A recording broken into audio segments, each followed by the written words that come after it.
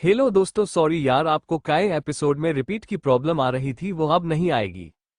Enjoy the story. Episode 16 17 18 mistake. Anand को ये बिल्कुल भी पसंद नहीं आया, पर उसे भी ज्यादा गुस्सा तब आया जब उसे पता चला कि प्रियंका पल्लवी के पुराने सैंडल को लेकर आ रही है और उसकी रेपुटेशन को खराब करने की कोशिश कर रही है। आनंद ने अपनी आंखों में एक फैसला लिया और उसके बाद वह घर चला गया। अगले दिन प्रियंका फाइनली विनोद से बात करती है। पहले तो वह प्यार से विनोद से उसका हाल चाल पूछी है और बाद में वो से पूछता है, विनोद, सब हमारी शादी के बारे में बात कर रहे हैं। हमारे रिलेशनशिप को 6 साल हो चुकी है, तो क्या अब तुम मुझसे शादी करने के लिए तैयार हो? विनोद ने कहा, तुम जानती हो कि मैं अभी अपने करियर की पिक पर हूं, मैं इस वक्त ब्रेक नहीं ले सकता हूं, और अगर मैं तुम्हारे साथ शादी कर लेता हूं तो यह मेरी फैन फॉलोइंग के लिए भी अच्छा नहीं होगा। हालांकि विनोद को इसी से कोई फर्क नहीं पड़ता था।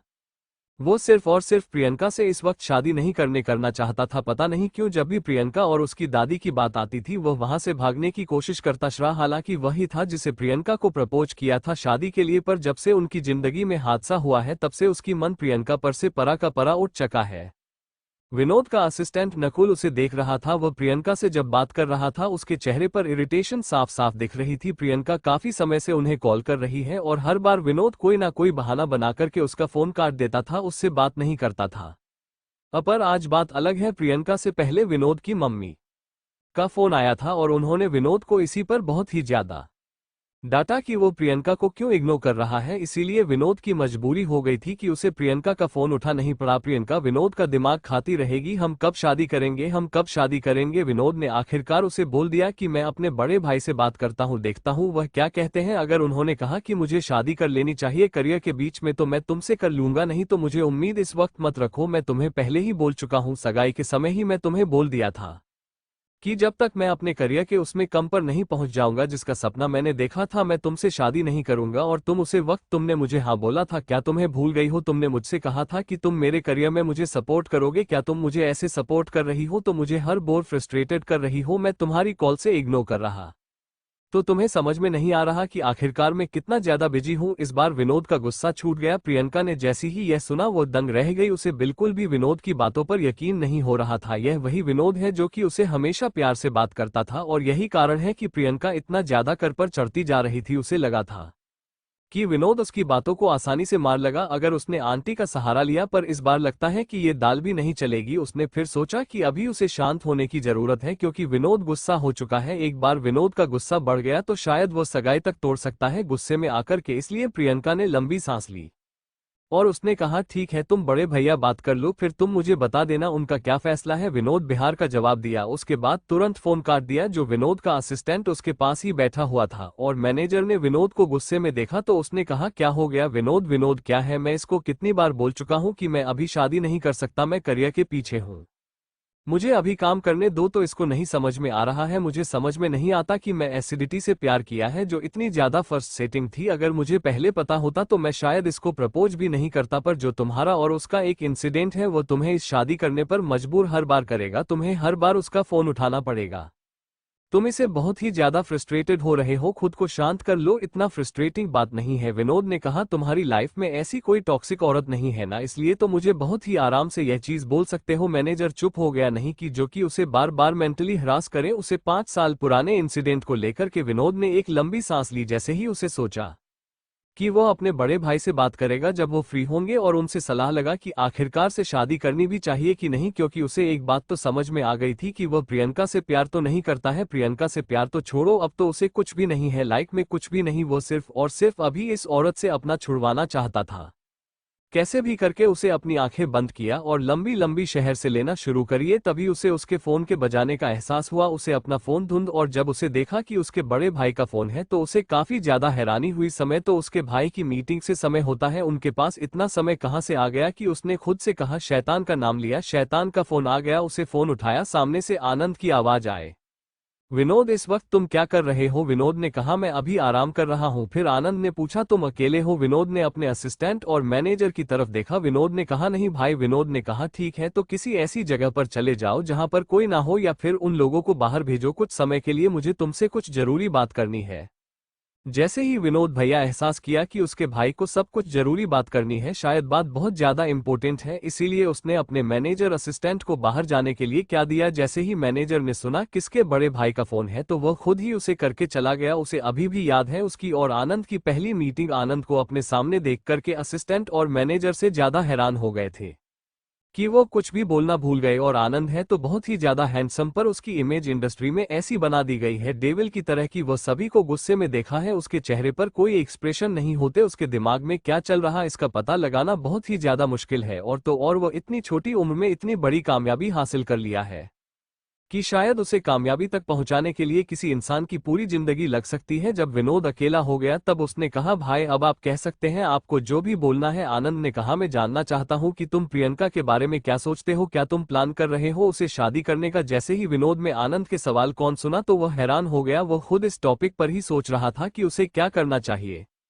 अब जब उसके भाई में उसे ये सवाल पूछ लिया है तो उसने सही सही जवाब देने का सोचा, नहीं भाई मैं प्रियंका से शादी नहीं करना चाहता। जैसे ही विनोद ने ये कहा आनंद एक लंबी सांस, उसे लगा था कि उसे उसका मकसद पूरा करने में विनोद रुकावट बन सकता है। विनोद और प्रियंका पहले दूसरे से बहुत ही ज्यादा प्यार करते थे और इसी वजह से इन दोनों की शादी तय हुई थी। हाँ, बीच में एक हादसा हुआ था पर वह हादसा दबा दिया गया। पर अब जब उसे विनोद से सुना कि वह भी अंकल से प्यार नहीं करता, उसे शादी नहीं करना चाहता, तो उसे काफी खुशी हुई। फिर भी आनंद ने एक बार और कंफर्म करते हुए उससे पूछा, विनोद मैं एक बार और पूछ रहा हूँ, क्या तुम प्रियंका से प्यार करते हो। विनोद ने एक लंबी सांस ली और आंखें बंद करते हुए कहा, नहीं भाई मुझसे प्यार बार कुछ भी नहीं करता हूँ। आनंद ने कहा, ठीक है। उसके बाद उसने कहा, मैं अब प्रियंका के परिवार के साथ हमारे जितने भी रिलेशन है, प्रोफेशनल और पर्सनल, सभी को धीरे धीरे करके खत्म करने वाला हूं। और अगर वो तुम्हें फोन करे मदद के लिए तो तुम उसका फोन नहीं उठाना, उसका नंबर ब्लॉक कर देना है। कुछ समय की बात है। जैसे ही विनोद ने ये सुन तो उसे काफी ज्यादा अजीब सा लगा। उसे समझ में नहीं आया कि आखिरकार ऐसा करने की क्या जरूरत है। भाई आप ऐसा क्यों कह रहे हैं कि हमें उन्हें पर्सनल और प्रोफेशनल रिलेशन दोनों ही तोड़ने पड़ेंगे। आनंद ने कहा, मैं सिर्फ तुमसे जितना कह रहा हूं तुम सिर्फ इतना करो, बाकी चीज तुम्हें जानने की कोई जरूरत नहीं है, समय आने पर तुम्हें पता चल ही जाएगी। विनोद ने आगे कहा, मैं हमारे रिलेशन उनके साथ पूरी तरीके से तोड़ देना चाहता हूं। उन्होंने अभी तक सिर्फ और सिर्फ हमारे नाम का उसे किया है। तुम्हें खुद भी पता है कि प्रियंका का परिवार कहां से आया था और उन्होंने हमारे नाम का इस्तेमाल करके कितनी ज्यादा सफलता हासिल कर लिया। हालांकि हम लोग अभी तक किसी रिश्ते में नहीं बढ़े हैं, तभी उन लोगों ने हमारे नाम का बहुत ही ज्यादा मिस उसे किया है। विनोद ने जब ये सुन तो उससे कहा, आप जो भी पैसे होंगे मुझे मंजूर है, बस आप मुझे बता कि मुझे क्या करना है। आनंद ने कहा, हो सके तो तुम किसी ट्रिप पर चले जाओ या फिर एक महीने के लिए गायब हो जाओ, ताकि वो तुम्हें ढूंढना पे तुम्हें फोन ना कर सके और तुमसे किसी भी तरीके से कोई हेल्प ना ले सके। तभी विनोद ने एक बहुत ही ज्यादा इंपॉर्टेंट क्वेश्चन अपने भाई से पूछा, भाई आप मुझे तो ये सब कह सकते हो पर मम्मी का क्या करोगे। वो प्रियंका को अपने आसानी से भूलने वालों में से नहीं है और हो सकता है आपको अपना ही फैसला बदलना पड़ जाए। जैसे ही विनोद ने अपनी मम्मी की बात आनंद से कही, आनंद भी सोचने पर मजबूर हो गया। विनोद की बात तो बिल्कुल सही थी। उनकी मम्मी प्रियंका को अपनी बेटी की तरह मानती है, तो वह प्रियंका को मुसीबत में देख करके किसी भी हाल में उसकी मदद करने की कोशिश करेगी। उसे अभी भी याद है जब उसके पिता की डेथ हुई थी हार्ट अटैक से, तो उसकी मम्मी पूरी तरीके से टूट गई थी। यह प्रियंका ही थी और उसकी मम्मी ही थी जिन्होंने उसकी मम्मी को उसे डिप्रेशन से बाहर आने में मदद की है। आनंद ने एक लंबी सांस ली और फिर उसे आगे कहा, तुम इस चीज की चिंता मत करो, मैं दादी से बात कर ली है, वह मम्मी को काफी अच्छी तरीके से समझा और अगर तब भी उन्होंने कुछ चीज मुझे कही तो मैं उन्हें समझा दूंगा। तुम उसकी चिंता मत करो, बस मैं तुमसे जो कहा है वह उसे पर तुम ध्यान रखो और वैसा ही करो। कुछ देर और विनोद से बात करने के बाद आनंद ने फोन काट दिया। उसे अपनी एक फैसले पर बहुत ही ज्यादा पछतावा हो रहा है। अगर उसे 2 साल पहले प्रियंका का साथ नहीं दिया होता तो उसका और पल्लवी का साथ होना और भी ज्यादा आसान हो जाता, पर अब हर वक्त उसके सर पर एक तलवार लटकी हुई है, एक ऐसे सच की जो कि उसका और पल्लवी कविता पूरी तरीके से बर्बाद कर सकता है। और वह किसी भी हाल में वह रिश्ता बर्बाद नहीं करना चाहता था। अभी तक उनका रिश्ता शुरू भी नहीं हुआ था और उसे पर इतना बड़ा मुसीबत अटक रहा था। आनंद ने एक लंबी सांस ली। वो इस वक्त गाड़ी में ही बैठा हुआ था। उसने एक सिगरेट का बॉक्स निकाला और फिर वो सिगरेट पीने लगा। उसे बिल्कुल भी पसंद नहीं था कि कोई उसके ऊपर मुसीबत बने। वह उसे मुसीबत को से उखाड़ करके फेंक देना चाहता था जो उसके सर पर एक मुसीबत बंद करके बैठा हुआ था। पर यह कैसे थोड़ा सा कॉम्प्लिकेटेड था क्योंकि इसमें इसकी मदर की फीलिंग्स भी जुड़ी हुई थी। अगर उसने किसी बिहार तरीके का इस्तेमाल किया तो फिर उनकी मम्मी को अगर यह पता चला तो उन्हें बिल्कुल भी अच्छा नहीं लगेगा। उसके लिए प्रियंका के परिवार से निपटना बहुत ही आसान काम था, उसे किसी से पूछने की वजह से नहीं होती और वो प्रियंका उसके पूरे परिवार को यहां से गायब करवा सकता था। पर एक सबसे बड़े कॉम्प्लिकेशन की वजह से वो इस चीज के लिए रुका हुआ है। आनंद नहीं है, सब कुछ अपने दिमाग से निकाला और वह पल्लवी के बारे में सोचने लगा। उसे खुद नहीं समझ में आ रहा था कि वह पल्लवी से कैसे प्यार कर सकता था। ये प्यार हुआ कब उसे, और वह भी पल्लवी जैसी खतरनाक लड़की से। पल्लवी कोई आम लड़की नहीं थी, वह जीनियस थी। उसकी रिपोर्ट्स पढ़कर करके उसे यह बात समझ में आ गई थी, पल्लवी वो खतरनाक औरत थी जो कि उसकी इन्फॉर्मेशन को अगर उसके राइवल्स को भेज दे तो वह कुछ ही दिनों में पूरी आहूजा ग्रुप के साथ गायब हो सकता था। पर जब लड़की के बारे में आनंद ने सोचा तो उसके चेहरे पर एक मुस्कुराहट और एक आंखों में खुशी दिख रही थी। वह इस बात पर बिल्कुल भी रिग्रेट नहीं कर रहा था कि उसे पल्लवी से प्यार किया है। पल्लवी से प्यार करना एक अलग भी एहसास है।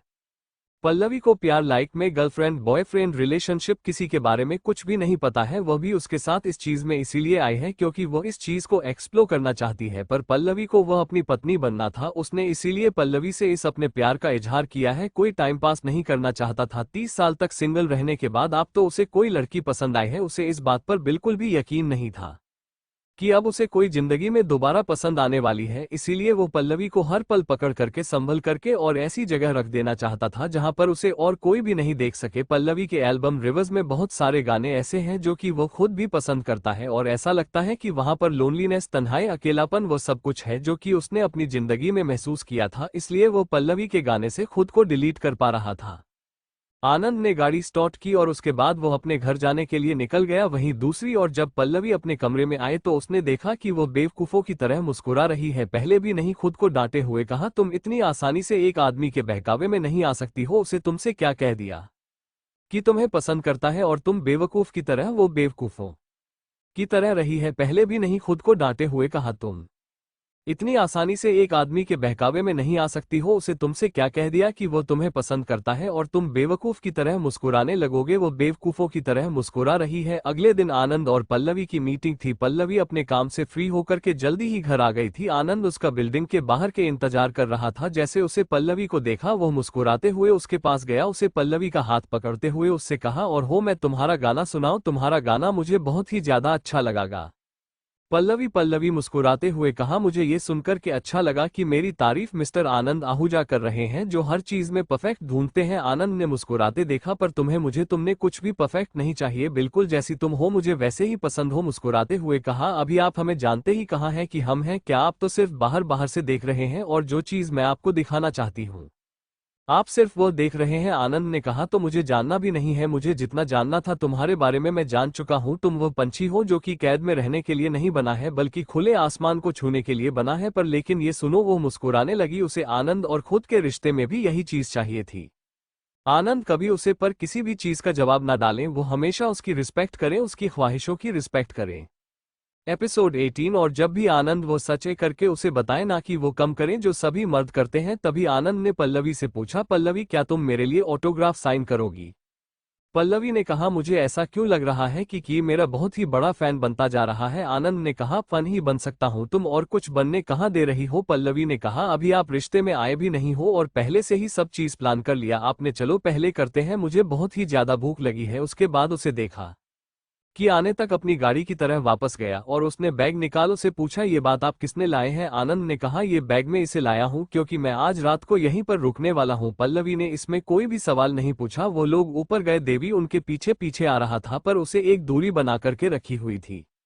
उन लोगों से वह इस कपल की प्राइवेसी में कोई भी दखलबाजी नहीं करना चाहता था। हालांकि पल्लवी और आनंद उसके फेवरेट कपल बनते जा रहे थे। जब भी वह उन दोनों को साथ देखा था उसे लगता था कि वह किसी ड्रामा के हीरो हीरोइन को देख रहा है। कुछ ही देर में वह लोग ऊपर पहुंच गए, उनका इंतजार कर रही थी और उसके बाद उन पत्नी से कहा कि पल्ली तुम कुमत करती है। उसके बाद ये सोचोपी कि पल्लवी ने उसे कहा कि हाँ आप बताइए कि अब आपको मुझसे क्या काम है। आनंद में उसे 3-4 कंपनी के और नाम दिए और उससे कहा कि मैं उनके बीच में कंफ्यूज हूँ कि मुझे इनके साथ कोलैबोरेशन करना चाहिए या फिर नहीं। तुम उनकी मुझे इन्फॉर्मेशन निकाल करके दो और बताओ कि मुझे किसके साथ काम करना चाहिए। पल्लवी ने कहा, ठीक है, पर मैं पहले नहा करके आता हूँ, उसके बाद मैं आपका ये काम कर दूंगी। आनंद ने इसमें कोई भी आपत्ति नहीं जताई। वो वहीं पर साड़ी में बैठ करके अपना काम कर रहा था। पहले भी वहां से चली गई। जैसी ही पल्लवी गई आनंद ने अपनी नजदीक पल्लवी के स्टडी में चारों तरफ से देखा कि टेबल के बीचों बीच एक काली कलर की डायरी रखी हुई है।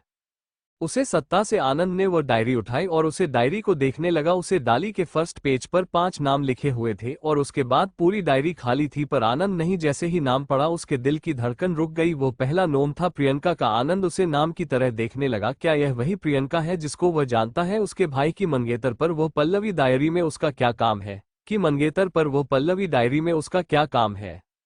आनंद नहीं फिर एक बार पल्लवी की बात को सोचा जब उसे कहा था कि उसे उसके भाई में कोई भी दिलचस्पी नहीं है। क्या आप अलग अलग इस वक्त झूठ बोल रही थी? पर उसे भी नहीं लगता कि अब पल्लवी को विनोद में कोई इंटरेस्ट रहेगा, तो ये नाम किस लिए? जैसे ही उसने दूसरे तरीके से इस बारे में सोचा उसके दिल की धड़कन तेज हो गई, उसके माथे पर पसीना आने लग गया। और फिर जब उसने वो सोच कि पल्लवी प्रियंका के बारे में कहीं जानती तो नहीं है, कहीं से ये तो पता नहीं चल गया कि उसके एक्सीडेंट के पीछे जो कि 2 साल पहले हुआ था वो किसी और ने नहीं बल्कि प्रियंका नहीं करवाया था, या सही शब्दों में कहो तो खुद से उसने किया था। जैसे ही आनंद ने इस बारे में सोचा उसे तुरंत अपने असिस्टेंट को कॉल किया। उसके असिस्टेंट ने इस वक्त आनंद का फोन देख करके काफी ज्यादा हैरानी जताई और फिर उसने फोन उठाया और पूछा, ये sir, how can I help you? Anand ने कहा, मैं जानना चाहता हूं कि 2 साल पहले जो भी बीज हुई थी उसके बारे में कोई भी एविडेंस कुछ भी नहीं है, बाकी की किसी को पता चल सकता है कि आखिरकार 2 साल पहले क्या हुआ था? असिस्टेंट ने उसे एश्योर करते हुए कहा, नहीं नहीं सर, ऐसा कुछ भी नहीं होगा, अभी एविडेंस मिटा दिया गया है। और जिन लोगों ने भी वह एविडेंस देखा था, ए फ्लैट वह इस कंट्री में नहीं रहते हैं, तो आप बिल्कुल निश्चिंत रह जाए, ऐसा कुछ भी नहीं होने वाला कि किसी को बाद में एविडेंस वगैरह कुछ भी मिल जाए। आनंद नहीं जैसे ही यह सुना उसे एक चैन की सांस ली, उस फोन रखा। उसका दिल अभी भी जोर जोर से धड़क रहा था कि कहीं पल्लवी को कुछ पता तो नहीं चल गया है। आनंद विहार डायरी उसकी जगह पर रख दिया और फिर अपना काम करने पर पूरा ध्यान लगाने लगा, पर उसका ध्यान बार बार इस डायरी पर जाता और फिर उसे खुद के लिए इतना ज्यादा गुस्सा आ रहा था कि वो कुछ भी नहीं कर सकता था। उसे वो बेवकूफ़ी क्यों की, पर वो आहूजा परिवार का बड़ा बेटा है, सभी रिस्पॉन्सिबिलिटी के ऊपर है। अगर वो उसे वक्त में फैसला नहीं लेता तो प्रियंका की वजह से आहूजा परिवार का भी राम खराब होता। प्रियंका तो पकड़ी जाती है, उसका तो कुछ भी नहीं जाने वाला था, पर आहूजा परिवार जिसका नाम प्रियंका के साथ जुड़ चुका है, उनका नाम भी प्रियंका की वजह से पानी में मिल जाता। उसे आज भी नहीं समझ में आता कि उसके भाई को आखिरकार प्रियंका में दिखा क्या था जो उसे शादी के लिए प्रपोज कर दिया। फिर आनंद में अपने प्लान के बारे में सोचा। वो पल्लवी के सामने ये सच कभी भी नहीं आने देना चाहता था जब तक कि वो पूरी तरीके से तैयार ना हो जाए पल्लवी से ये सच साझा करने के लिए। वो आज भी उसे रात को कभी भी नहीं भूल सकता है। उसकी 28 बर्थडे पार्टी थी, उसकी मम्मी ने भव्य आयोजन किया था। वह चाहती थी कि सभी लोग आए और वह सभी लोगों से मिले, पर आनंद को इन सब चीजों में कोई भी दिलचस्पी नहीं थी। पर फिर भी सब अपनी मम्मी का दिल रखने के लिए वहां पर जाने का फैसला लिया। पर वहां पर 2 घंटे से ज्यादा नहीं रुक। सभी लोगों से मिलने के बाद जीन्स की उसे मिलना चाहिए और अपनी दादी से आशीर्वाद लेने के बाद वह जैसे ही वहां से निकला उसे प्रियंका और 2-3 लड़कियों को देखा जब प्रियंका के साथ खड़ी हुई थी और नशे में दूध लग रही थी। प्रियंका जोर जोर से चलते हुए कह रही थी, तुम लोग इतने बड़े इडियट हो, तुम लोग इतना सा काम नहीं कर सकते हो, इस संभालने में तुम लोगों को कितना समय लगेगा उसके पास? प्रियंका ने गुस्से में फोन काट दिया। उसकी दोस्त ने प्रियंका से पूछा, प्रियंका क्या तुमने वह इंसान तो कर दिया ना? हमेशा किसी का भी नाम नहीं आएगा ना? प्रियंका ने मुस्कुराते हुए कहा, तुम उसके बिल्कुल भी चिंता मत करो, मैंने सारा इंतजाम करवा दिया है, हम में से किसी का भी नाम नहीं आएगा। जैसे ही आनंद ने ये सुना उसने अपने असिस्टेंट को तुरंत कॉल किया और उसने ये पता लगाने के लिए कहा कि आखिरकार प्रियंका ने किया क्या है, क्योंकि प्रियंका अगर किसी भी मामले में फंसती है तो वह अकेले नहीं फंसेगी, उसके साथ उसके भाई नाम भी जुड़ेगा। तो आनंद ने सेफ प्ले करने के लिए अपने असिस्टेंट को सही जानकारी लाने के लिए कहा। नेक्स्ट ही डे उन्हें पता चला कि प्रियंका नशे में दूध हो करके उसे एक लड़की को उड़ा दिया है अपनी गाड़ी से। जैसे ही आनंद ने ये सुना उसने सोचा कि शायद प्रियंका ने ये बचपन में किया है। उसे पता था कि जिस लड़की को प्रियंका ने गाड़ी से टक्कर मारी है वो उसके भाई से बहुत ही ज्यादा प्यार करती थी और प्रियंका ने जेल में ये सब कुछ किया। पर इसका मतलब यह नहीं है कि वो प्रियंका को सही मानता था, बस उसे समय पर ज्यादा सोचा और अपने असिस्टेंट को ऑर्डर दे दिया कि प्रियंका का नाम वहां से हटा दिया जाए। इसी के बाद वनराज सिंघानिया ने भी अपनी इन्वेस्टिगेशन करना चालू किया, पर उन्हें कुछ भी नहीं मिला क्योंकि पहले ही आनंद प्रियंका का नाम एक्सीडेंटल प्लेस से हटा चुका था।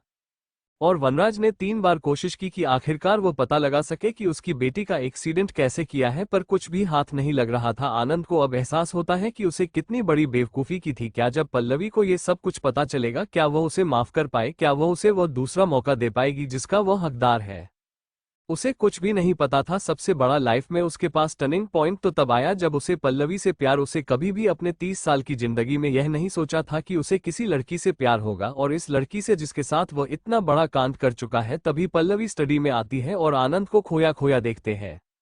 यह उनके पास आती है, उसे पूछता है क्या तुमने कंपनी के नाम लिख दिए? आनंद से मुस्कुराते हुए का हाथ भाई टेबल पर ही वो स्लिप रखी हुई है, तुम एक बार देख लो। आनंद उसके बाद नजर चुराते हुए वहां से चला जाता है। पल्लवी को कुछ भी समझ में नहीं आता कि आखिरकार आनंद ऐसा क्यों कर रहा है, पर उसे लगता है कि आनंद शायद अपने काम से बहुत ही ज्यादा थका हुआ है, इसीलिए उस बात नहीं करना चाहता। पल्लवी भी उन कंपनी के इन्फॉर्मेशन निकाल करके डाउनलोड करके फिर वो अभी अपने कमरे में सोने के लिए चली जाती है। आनंद अपने कमरे में जाकर खुद को शांत नहीं कर पा रहा था। उसने सोचा कि आखिरकार ऐसा क्या करे कि पल्लवी उससे बहुत ही ज्यादा प्यार करने लगे और जब ये सब सामने आए तो कभी भी वो उसे छोड़ने के बारे में बिल्कुल भी ना सोचे, वो उसे माफ कर दे। वैसा क्या करे, बस सिर्फ और सिर्फ आने दे। सब सोच जा रहा था, उसे कुछ भी समझ में नहीं आ रहा था। उसका तो मन कर रहा था कि वह अभी जाए और अपने भाई को एक तमाचा मार के आए। ना तो प्रियंका का नाम उनके परिवार से जुड़ता, ना ही उसे प्रियंका को बचाना पड़ता पल्लवी के एक्सीडेंट में, और ना ही यह सब कुछ होता। आनंद ने फिर सोचा कि वह पल्लवी के लिए ऐसा क्या करे। फिर उसके दिमाग में एक आइडिया आया और उसे एक नंबर पर कॉल किया और सभी इंतजाम कर लीजिए। और फिर वह मंद मंद मुस्कान आने लगा, मुस्कुराने लगा। उसे सोचा कि जब कल पल्लवी को वो सरप्राइज मिलेगा तो वह कैसे रिएक्ट